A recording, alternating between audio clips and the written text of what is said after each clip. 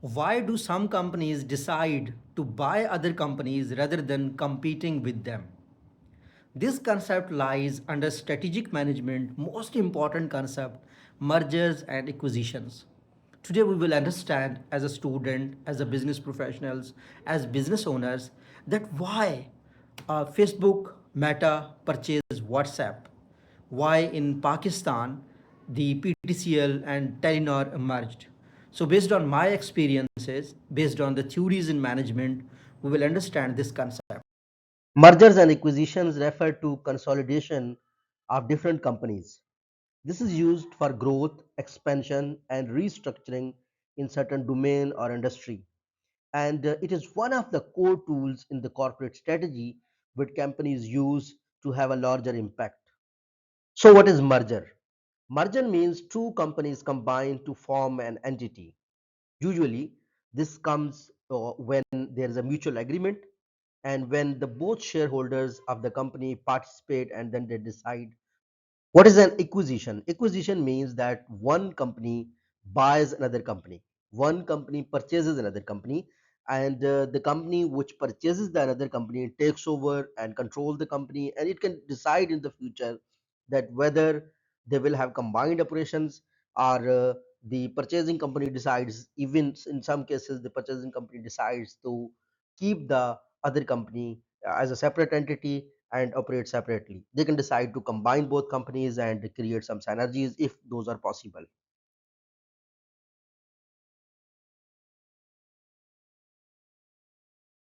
So these mergers can happen horizontally and vertically. When we say horizontal merger, we basically mean that the merger between the competitors in the same industry. These companies merge to increase the market share, obviously. They also merge to reduce the competition. Facebook acquired Instagram just to have less competition and to gain more market share. Then there are vertical mergers. Vertical mergers are those when you go for your suppliers, when you go for the distributors. You want to improve the supply chain and control it, and you want to ensure that all the time you are getting good quality stuff, raw material. It reduces the transaction cost for the companies. So conglomerates merger, the bigger companies, different industries merge, diversify their strategy, and they kind of reduces the risk of spreading across different sectors. Motives behind mergers and acquisitions: there are five motives, obviously. As we already said, that its objective is growth and expansion. Companies want to grow and expand. Secondly, they want to create synergy. In synergy, we say that one plus one becomes 11, then it's a synergy. It means two companies can have different strengths. When they combine their strength, they build something new. And this era of the technology, this is era of collaboration, not competition. Companies all the time go for it for synergy creation. So the third thing is companies go for market power increase. They want to have a larger market share. They also, when in certain market, for instance in telecom, the merger and acquisition is extremely common. There are mainly two to three companies in every sector, maximum four companies. So when a company buys another company, then only three companies remain or only two companies remains, and it becomes easy for them to negotiate with the regulatory authority and gain the market power. They gain the market power both in terms of having a power over suppliers, having a power over regulatory authorities, and also customers having less choices. So it's easy to gain the market power. The fourth objective of mergers is cost efficiency. Companies obviously with the minimum input want to get maximum output, and technology acquisition is another aspect. Synergy concept. In terms of synergy, we say one plus one is greater than two, but in business education, we can say that one plus one can be 11 in the synergy. When you are someone who is good in manufacturing and you merge with someone who has a larger availability in the market, and it can increase the sale. So both of you can have a larger impact. One plus one becomes greater than two. Operational synergy, financial synergy, and managerial synergy are the core synergy concepts that happens when companies acquire other companies or they merge. Strategic reasons for mergers and acquisitions. Uh, Companies wants to gain obviously long-term advantage, because when in the business we talk about the companies, we say that these are those companies they are going to survive in the longer run. We say these are those companies they will be there when we will be gone. Companies are separate entities when we register them. So the person owning the company does not have the personal liabilities. It's a limited liability companies have. So the reason is strategic. Access of the new market. They want to go to the new market to gain long-term advantage. They acquire innovation and capabilities. Different companies have different patents. When they merge or when they acquire each other, they have sort of more patents, more innovation capabilities. And thirdly, eliminate the competition in the long run and achieve economies of scale. Economies of scale is probably one of the oldest concepts and one of the important concepts in terms of production. So economies of scale also happens when companies merge and acquire each other. Financial aspects of the merger and acquisition. Financial aspect is the valuation methods. When you say the two companies, when they merge, their valuation price also increases, and they also discounted cash flows also happen. Comparable company analysis can also becomes better, and due diligence processes also become better when companies merge and acquisition happen. Due diligence means that financial audits, legal reviews, operational analysis, and the risk assessment. Friendly versus hostile takeovers. So friendly can be mutual agreement when both companies decide. Hostile means that when you acquire, bypass the management, and there are certain tender offers and proxy fights also happen in the companies before merger and acquisitions. Merger and acquisitions process, what happens that uh, as I was someone who also was part of the teams that worked on merger and acquisition. I was part of China Mobile, and there were at a certain point we had negotiations to buy another company, even though our negotiations were not successful. But that is something that starts with a strategy. So we started the strategy formulation that we need to acquire this our competition, or minimum we need to acquire at least this our supply chain, that the guy who's providing us the fiber.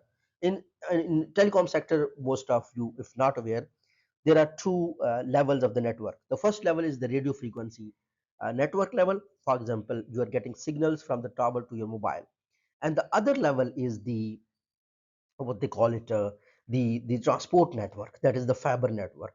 So all the telecom companies want to have the control on the fiber network. So we wanted to buy one company, and we made the strategy to either buy something horizontally or vertically acquiring some other company to reduce the competition, because we had one CEO, Li Fang, and he was of the opinion that in any country it is not possible that there are four telecom companies and they are profitable. They have to be either two or three, because in telecom infrastructure you need a lot of infrastructure, a lot of money, and it's difficult to sort of remain profitable when there are four companies competing for the smaller base of 125 million people.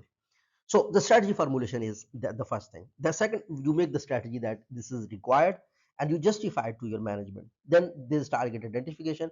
You identify that with whom we want to do the merger or acquisition, and then you do the valuation and negotiations, and then financing happens, the decisions of finance, and finally the integration happens. It means that you accept either merger or acquisition, and then the both companies merge together, they integrate with each other. So post merger integration is extremely important. Recently in we can see in Pakistan, Telenor was sold to the PTCL, which is Etisalat Group, owned by UAE some few investors. So now where I was talking to them, I was talking to the team, they had concerns, but obviously uh, uh, there's a need of the alignment of the culture, because different companies have different working cultures. They need to integrate systems, because companies use different systems, and human resource must be also managed. When I have observation in the mergers and acquisitions, mostly the upper staff suffer a lot. The lower staff does not suffer much, because there are so many positions of the officers available. They can go easily from one place to another. But the actual problem happens with the management. So managing human resource is extremely important in the post merger integration, and monitor the synergy realization, that the company hopes that after merger and acquisition they must get better visibility, better profits, better market share. Common reasons for merger and acquisition failures. Common reasons are the obviously cultural clashes. For example, Sony Ericsson, they merged together. So because of the cultural clashes, still we see Sony different products, and Ericsson was in infrastructure development side, but they could not do well. Overvaluations also happen. Poor integration and regulatory barriers are one of the reasons that the merger and acquisitions fail. Regulatory and legal considerations, antitrust laws. So there are obviously you need to bring the regulatory bodies. There are antitrust laws. There is competition authorities approval and compliance requirement that often sort of stop the regulatory the mergers and acquisitions. In banking sector, financial consolidation is important, capital strengthening is important, risk diversification and regulatory driven mergers are all the time happening. In the age of AI, we can say that tech acquisition for digital transformations are becoming common. And with the passage of time, everybody is learning that it is better to collaborate rather than compete. So the mergers are also happening. AI startup acquisition trend is also increasing. So we can see Facebook purchased WhatsApp, Facebook purchased Instagram, similarly Google is purchasing. So startups are being acquired by the bigger companies. They do not want them to see as bigger as them and competing with them in the industry, so they acquire them. Data driven valuations also happen. Platform expansion strategy is also happening when we see Amazon, Google, or these companies growing up. Advantages of the merger and acquisition, we can clearly say that the merger and acquisitions support the rapid growth. There is a competitive advantage, there is source access, and increased shareholder. High financial cost. Merger and acquisition obviously has some is we have a lot of risks. For example, the high financial cost is one risk, integration risk is another risk, and employee resistance and loss of brand identity. So there's a case example of the Disney and Pixar. They created synergy, brand strengthened of when the merger and acquisition happened, and long-term value creation happened. For the students, if students are watching me, they need to define merger and acquisition. If business students, if any other professional at early stage want to understand these concepts, they must understand what is merger and acquisition.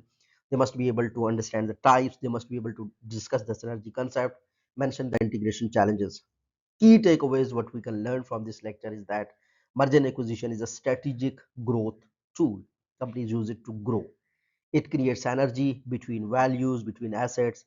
It is integration is critical. Integration must happen. Post integration must also be analyzed, and AI is accelerating the modern mergers and acquisition trends. And I'm sure you're loving this series of top 100 business concepts. One business concept is almost equal to one course. My name is Dr. Farooq Baloch. I served in the corporate sector for more than 15 years, and now I serve as a head of department in one of our leading government university. And and I have over 1,300 business students. So I'm sure you will find these insights useful. Thank you.